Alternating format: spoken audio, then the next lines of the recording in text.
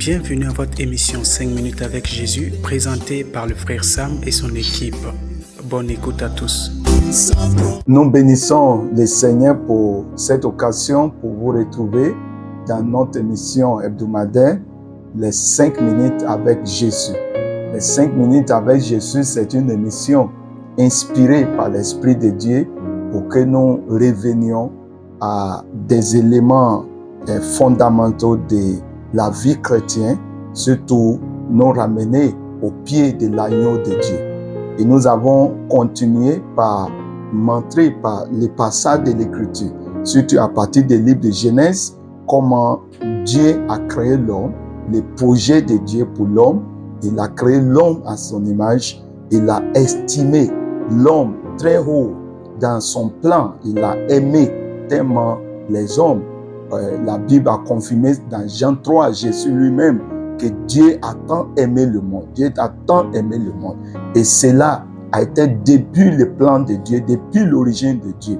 L'homme était dans le plan de Dieu comme son ambassadeur sur la terre pour faire rayonner sa lumière, pour faire briller sa lumière sur la terre et pour assujettir la terre pour lui. Pendant que Dieu règne au ciel, il avait prévu que l'homme règne sur la terre pour sa gloire. Et il a tout donné à l'homme. Et il a donné son image à l'homme.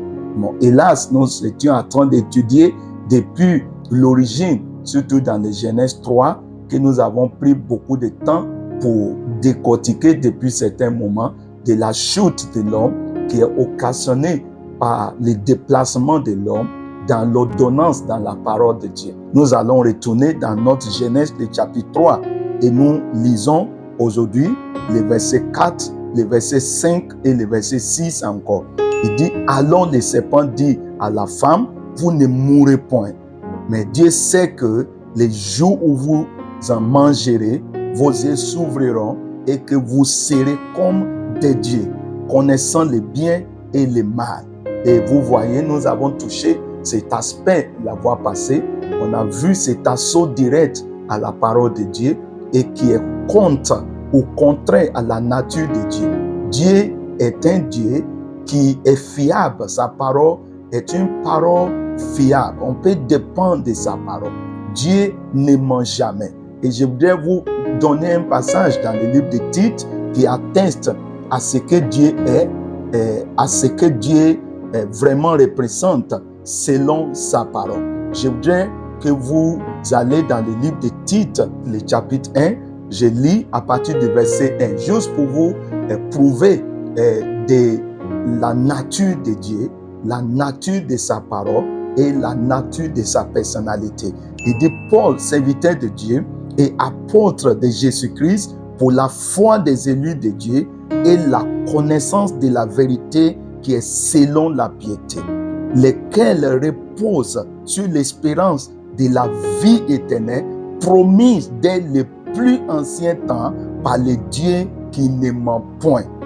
Le Dieu qui ne ment point. Vous voyez ça dans le verset 5 là, le serpent peint Dieu comme si Dieu est un Dieu qui ment, un Dieu qui dit des choses mais qui a prévu le contraire. Mais regardez ce que l'apôtre Paul dit ici en écrivant à Tite, son fils, il dit, lesquels reposent sur l'espérance de la vie éternelle, promise dès le plus ancien temps par le Dieu qui ne ment point. Quand Dieu a créé l'homme et il a mis sa vie, une vie qui est la vie éternelle, une vie qui est la vie puissante de Dieu, la vie glorieuse de Dieu, la promesse de Dieu, le mandat de Dieu, ou bien ce que Dieu avait prévu comme le plan, c'était pour conserver l'homme dans cette vie, dans cette nature de sa plénitude, de son image.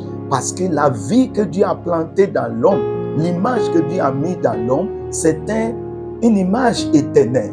Parce que l'image de Dieu est une image éternelle. Dieu ne meurt jamais. Dieu n'a jamais connu la mort. Parce que Dieu n'a rien en lui qui est mortel. Dieu n'a rien en lui qui peut occasionner sa chute ou bien sa mort.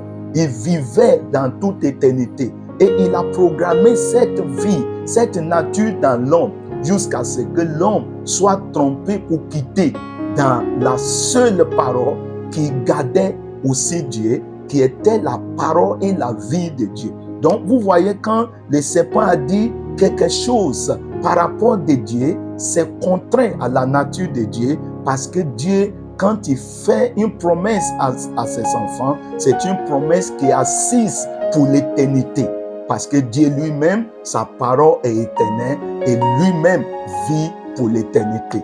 Que le Seigneur vous bénisse et qu'il y a la restauration dans sa parole infaillible et la restauration de la vie éternelle dans la vie de tout un chacun.